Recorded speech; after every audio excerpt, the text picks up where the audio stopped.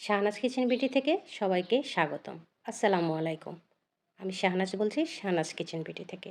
আশা করি সকলে ভালো আছেন। আজকে আমি আপনাদের সাথে শেয়ার করব ঘরোয়া পদ্ধতিতে কিভাবে বিয়েবাড়ির স্বাদের চিকেন রোস্ট তৈরি করা যায়। অনেকেরই প্রশ্ন থাকে, বাড়িতে রোস্ট রান্না করলে বিয়েবাড়ির রোস্টের সেই স্বাদ পাওয়া যায় না। আজকের রেসিপিতে সেই সকল টিপস এবং ট্রিক্স সহ আপনাদের সাথে শেয়ার করার চেষ্টা করেছি, যেভাবে রান্না করলে বিয়েবাড়ির স্বাদকেও হার মানাবে। এখানে আমি চিকেনগুলো ভালো করে ধুয়ে পানি ঝরিয়ে নিয়েছি। তারপর এখানে দিয়ে দিলাম 1 চা চামচ আদা বাটা, 1 চা চামচ রসুন বাটা আর 1 চা চামচ লবণ। আর দিয়ে দেব আধা কাপ টক দই। আজকে রোস্ট তৈরি করার জন্য এখানে আমি 1 কেজি ওজনের 3টি চিকেন ব্যবহার করেছি। মশলাগুলো চিকেনের সাথে খুব ভালো করে মাখিয়ে নিয়ে ম্যারিনেশনের জন্য 1 ঘন্টার মতো রেখে দেব। সময় না থাকলে আপনারা আধা ঘন্টাও রাখতে পারেন। এবার একটি প্যানে 1 কাপ মতো সয়াবিন তেল দিয়ে দেব। তেলগুলো সামান্য গরম হলে এখানে ম্যারিনেশন করা চিকেন পিসগুলো দিয়ে দেব। চিকেনের এক পিঠ সামান্য পরিমাণ ভাজা হলেই উল্টিয়ে দেব। এক পিঠ ভাজা হলে আবারও উল্টিয়ে আরেক পিঠ ভেজে নেব। এভাবে উল্টে পাল্টে চিকেনগুলো ভেজে নিতে হবে। খুব বেশি ভাজা যাবে না।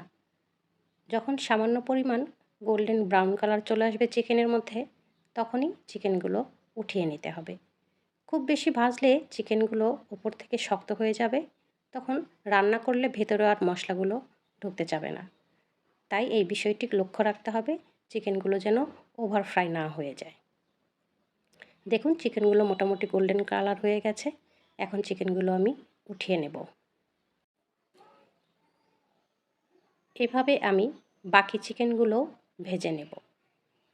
একটা জিনিস খেয়াল করবেন, ভাজার সময় যখন ব্রেস্টের পিসগুলো দেবেন তখন সবগুলোই ব্রেস্টের পিস দেবেন, আবার যখন লেগ পিস দেবেন তখন সবগুলোই লেগ পিস দেবেন।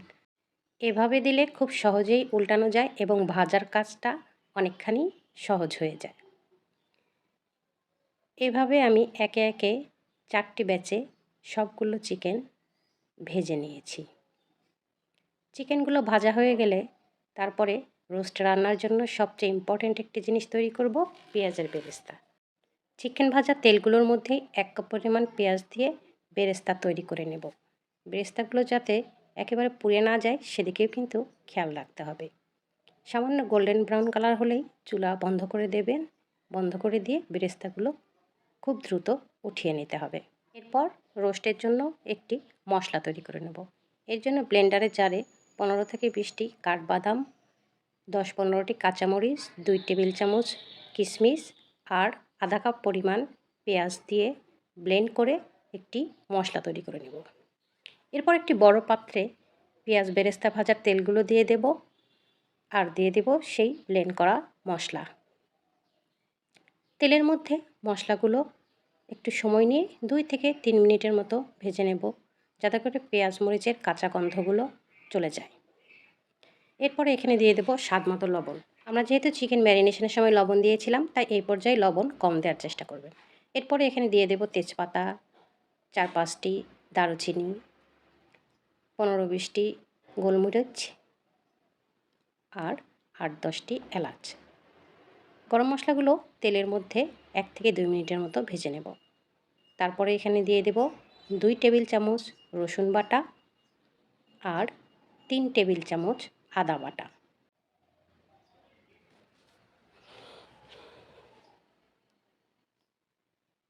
আর দিয়ে দেব ফালি করে রাখা 7-8টি কাঁচামরিচ। এরপর আবারও মশলাগুলো তেলের মধ্যে 2 থেকে 3 মিনিটের মতো ভেজে নেব। তারপরে এখানে দিয়ে দেব 2 চা চামচ গুঁড়ো মরিচ। গুঁড়ো মরিচ দিলে রোস্টের মধ্যে একটা সুন্দর কালার আসে এবং খেতেও একটু ঝাল ঝাল লাগে। যারা ঝাল খেতে পছন্দ করেন না, তারা গুঁড়ো মরিচ স্কিপ করে যাবেন। এরপরে এখানে দিয়ে দেব 2 টেবিল চামচ ধনে গুঁড়ো। শুকনো মশলাগুলো তেলের মধ্যে একটুখানি ভেজে নেব। তারপরে এখানে সামান্য পরিমাণ পানি দিয়ে নিয়ে মশলাগুলো ভালো করে কষিয়ে নেব। মশলাগুলো যত ভালো করে কষাবেন, রোস্টের টেস্ট ততই বৃদ্ধি পাবে। এরপরে এখানে অ্যাড করব 2 টেবিল চামচ ঘি আর কিছুটা পেঁয়াজ বেরেস্তা। তারপরে এখানে দিয়ে দেব 1 কাপ পরিমাণ দই, আর দইয়ের সাথে রাঁধুনি রেডি রোস্টের 1 প্যাকেট মশলা আমি মিশিয়ে নিয়েছি। সেই মশলা সহ দইটা এখন দিয়ে দিলাম। এখন আবারও মশলাগুলো একটু সময় নিয়ে ভালো করে নেড়েচেড়ে কষিয়ে নেব। তারপরে এখানে দিয়ে দেব 2 চা চামচ চিনি। যেহেতু টক দিয়ে দিয়েছি, চিনি দেওয়ার ফলে সুন্দর একটা ব্যালেন্স তৈরি হবে। এরপরে এখানে একে একে ভেজে রাখা চিকেনের পিসগুলো দিয়ে দেব। তারপরে নাড়াচাড়া করে চিকেনগুলোর সাথে মশলাগুলো ভালো করে মিশিয়ে নেব। এই কাজটি একটু সময় নিয়ে ধৈর্য সহকারে করতে হবে, যাতে করে প্রতিটি চিকেন পিসের মধ্যে মশলাগুলো ভালো করে মিশে যায়। তারপরে ঢাকনা দিয়ে মিডিয়াম হিটে 5 থেকে 6 মিনিট রান্না করে নেব। মশলাগুলো যখন চিকেনের সাথে মাখা মাখা হয়ে যাবে, তখন এখানে দিয়ে দেব আগে থেকে জাল করে রাখা আধা লিটার গরুর দুধ। আপনি চাইলে এখানে গুঁড়ো দুধও ব্যবহার করতে পারেন। তারপরে এখানে দিয়ে দেব 2 টেবিল চামচ টমেটো সস। টমেটো সসটি অবশ্যই দেবেন। টমেটো সস দিলে রোস্টের মধ্যে খুব সুন্দর একটি ফ্লেভার অ্যাড হয়। আবার একটু ভালো করে নাড়াচাড়া করে নেব, যাতে করে টমেটো সসগুলো গ্রেভির মধ্যে ভালো করে মিশে যায়।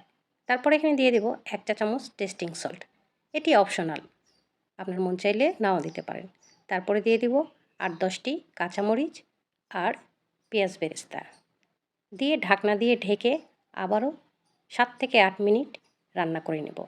মাঝখানে আমি আরও 2-3 বার নাড়াচাড়া করে দিয়েছি।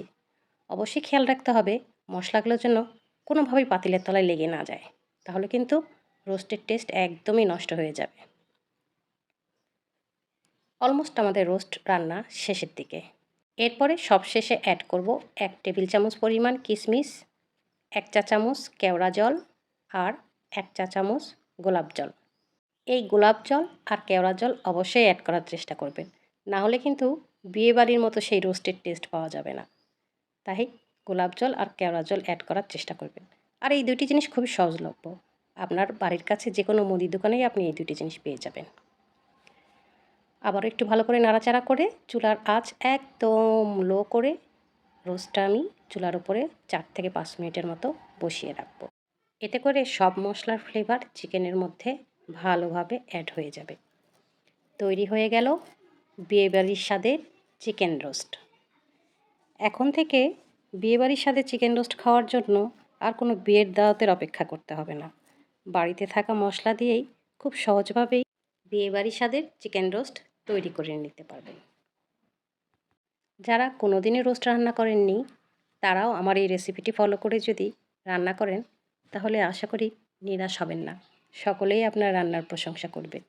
আজকের রেসিপিটি যদি আপনাদের ভালো লেগে থাকে, তাহলে আমার চ্যানেলে একটি লাইক দিয়ে আমার চ্যানেলটি সাবস্ক্রাইব করে আমার পাশে থাকবেন এবং আমাকে সাপোর্ট করবেন, যাতে করে আপনাদের পছন্দের রেসিপিগুলো নিয়ে আমি আপনাদের সামনে হাজির হতে পারি। আজকের মতো বিদায় নিচ্ছি। সকলে ভালো থাকবেন। দেখা হবে নতুন কোনো রেসিপিতে। আল্লাহ হাফেজ।